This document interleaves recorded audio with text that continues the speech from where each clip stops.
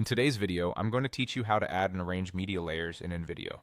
By the end, you'll feel confident navigating your project, adding clips or images to the timeline, and positioning them exactly where you want on the canvas. First, start by logging into InVideo. Once you're in, head straight to the Projects area. This is where all your work lives, and it's the quickest way to jump back into something you've already started. Give your project a moment to load so the timeline and canvas fully appear. Open your chosen project and get oriented. You'll see the timeline along the bottom and the canvas preview in the center.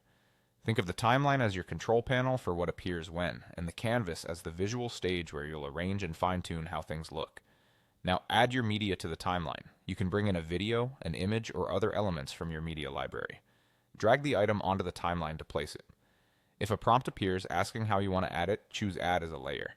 This option is key because it places the new item on top of what's already there, rather than replacing anything you've already set up.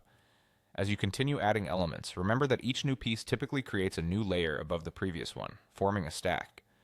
Imagine it like sheets of paper. The base video sits on the main track, and anything you add, like a logo, an image, or a picture-in-picture clip, sits above it.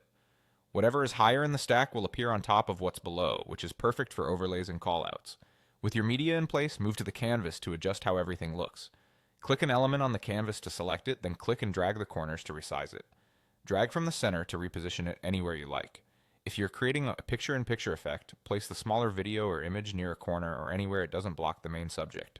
Use the visual guides that appear to help align elements neatly and maintain a balanced layout. Take a moment to look at the overall composition in the canvas as you adjust. Keep important content visible, avoid covering captions or key action, and maintain consistent spacing if you're placing multiple overlays. That's it. Log in, open your project, add your media to the timeline, choose Add as a layer when prompted, let the layer stack, and use the canvas to resize and reposition until it looks just right.